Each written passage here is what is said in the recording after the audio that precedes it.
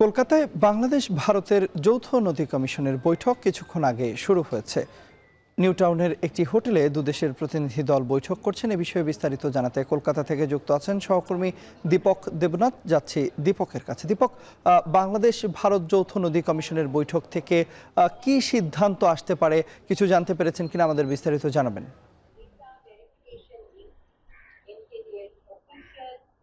দেখুন, স্থানীয় সময় ৩টের সময় বৈঠক শুরু হওয়ার কথা ছিল, কিন্তু প্রায় ১ ঘন্টা লেট করে দেরি করে এই কিছুক্ষণ আগে ৪টে ২ মিনিট বা ৩ মিনিট ঠিক এই সময় কিন্তু যৌথ নদী কমিশনের যে সমস্ত সদস্যরা আছে ভারত এবং বাংলাদেশ, তারা কিন্তু একে একে এই হোটেলে ঢোকেন। ঠিক আমার পিছনে সেই হোটেলটি নিউ টাউনের এই বেসরকারি হোটেল, সেখানে কিন্তু একে একে ঢোকেন এবং ইতিমধ্যে খবর পাওয়া গেছে ২ মিনিট বা ৩ মিনিট হয়েছে বৈঠক শুরু হয়েছে।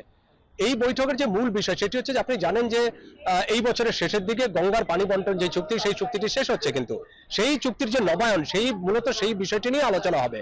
এবং আপনি জানেন যে এই যে নবায়ন, তার আগে যে জলের বা পানির যে পরিমাপ করতে হয় সেটি কিন্তু তারা গতকালকে করেছেন। এই যে বাংলাদেশের যে টিম, যৌথ নদী কমিশনের টিম, সেই টিম কিন্তু গতকাল এসেছিল এবং যৌথ নদী কমিশনের যে বাংলাদেশের যে রিভার কমিশন অর্থাৎ নদী কমিশনের যে সদস্য আনোয়ার কাদির, তার নেতৃত্বে ৬ সদস্যের একটা টিম এসছে এবং ভারত থেকে আরো ২জন যে কূটনীতিক আছেন, একজন দিল্লিতে নিযুক্ত একজন হাই কমিশনের যে একটা টিম সদস্য এবং কলকাতায় নিযুক্ত উপদূতাবাসের একজন সদস্য, এই মোট ২জন সদস্য, মোট ৬ এবং ২, এই ৮জন সদস্য এই টিমে রয়েছেন এবং ভারতের সদস্যরা আছেন।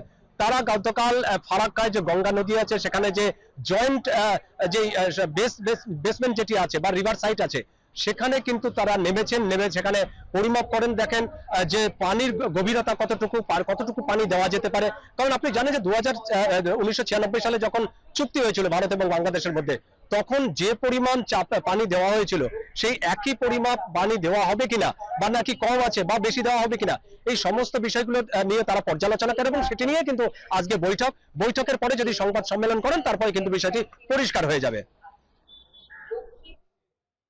কলকাতা থেকে যৌথ নদী কমিশনের বৈঠকের সবশেষ খবরাখবর জানছিলাম। সহকর্মী দীপক দেবনাথ আমাদের সঙ্গে যুক্ত হয়েছিলেন।